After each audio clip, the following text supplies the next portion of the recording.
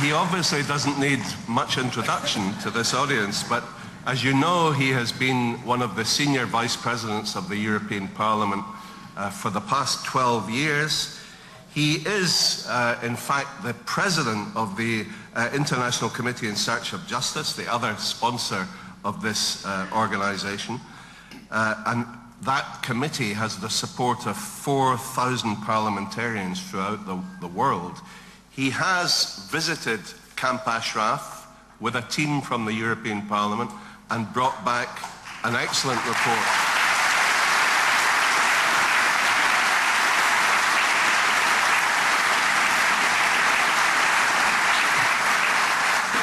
The floor is yours, Alejo. Mrs. President, with your powerful leadership and tireless endurance, you have during these past years brought to the attention of the vast majority of European lawmakers, public opinion, and many European officials the grave mistakes that the West has committed regarding Iran. Your work has indeed also paved the way for the right policy. My colleagues and I, gathered in the group, intergroup Friends of Free Iran in the European Parliament, we are deeply proud to collaborate with you and with the people of the NCRI. We admire you for the heavy price you are paying in terms of lives and suffering in your struggle for a free and democratic Iran. And today we are particularly happy that prominent American personalities from both big parties have joined us in order to work sincerely and constructively to reach a new policy in relation to Iran and the democratic opposition. I welcome very warmly our distinguished guests, General James Jones, Governor Bill Richardson. As a Spanish, I'm particularly happy to see Bill Richardson because he's very well known in Spain.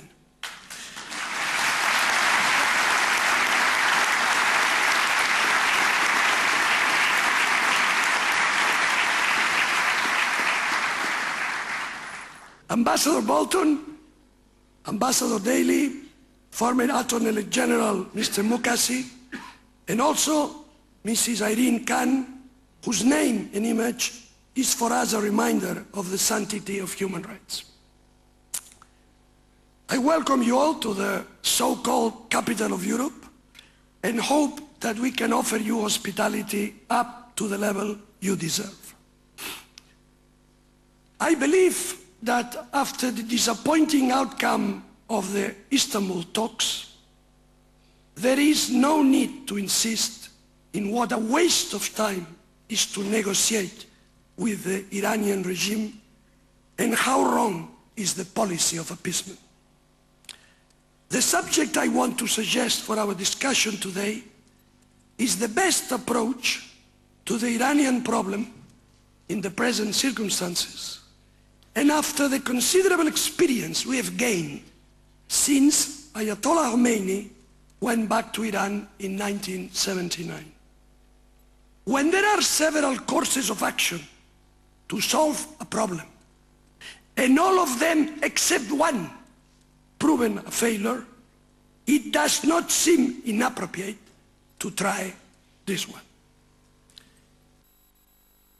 I was not born yesterday, and life has told me that when someone does something that is neither logical nor morally correct nor consistent with his or her supposed main interest, it becomes extremely interesting to find an explanation for such a strange behavior.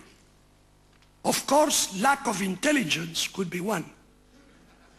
But after 10 years now working in close partnership with Mrs. Rajavi and our friends of the NCRI, and having met and talked to many people at different levels of responsibility involved in the matter in Europe, in the US, and even in Iraq, I would not discard other possibilities.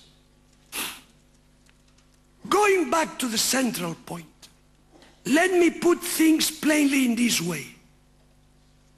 A, appeasement does not work, and it only provides the regime with time to continue its promotion of terrorism all over the world and come closer to the nuclear weapon.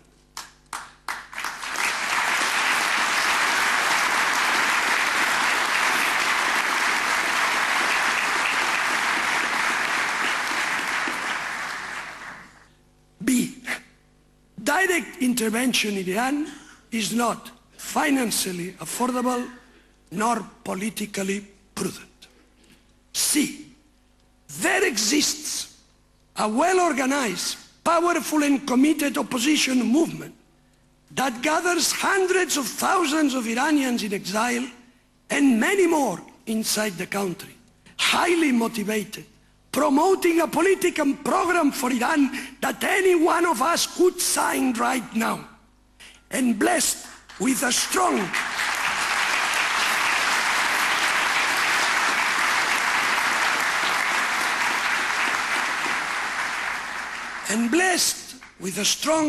and inspiring leader who we know and who we fully trust. Based on these three clear facts, the optimal strategy stands out almost automatically. We must support Mariam Rajavi and the NCRI as much as we can by means of diplomacy.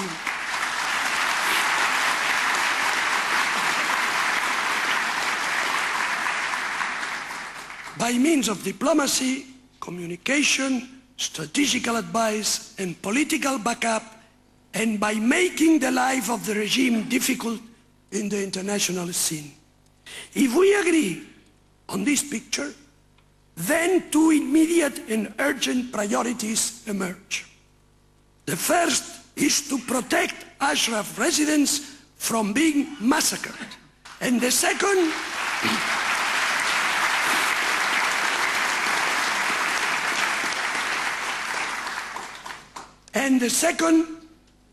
is to remove the PMOI from the US Department of State blacklist.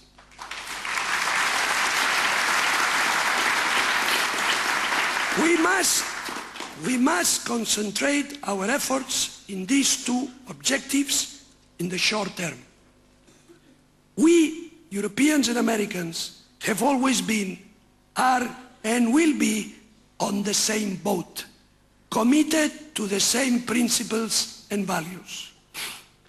And this boat is the one that Khamenei and Ahmadinejad and their fanatic followers want to sink.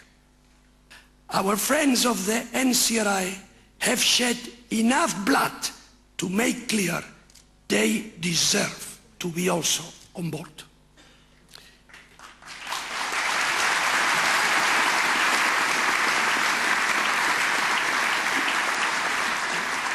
In my last visit to the NCRI headquarters in Anver-sur-Oise, I could speak to a bright young man, Berus Kazemi, resident in Ashraf, and he expressed to me his faith and that of his mates in the camp in our work to help them. I have known, horrified yesterday, that his father, a prisoner in the dungeons of the regime, has been executed. This sacrifice and those of dozens of thousands of victims of the regime cannot be in vain. We have a duty, and this duty is to bring Iran back to democracy and freedom.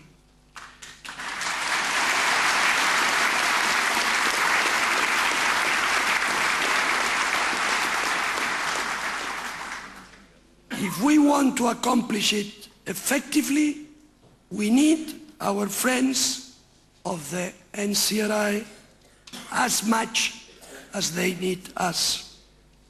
We must work hand into hand, back to back, and heart with heart. And we cannot fail. Thank you very much.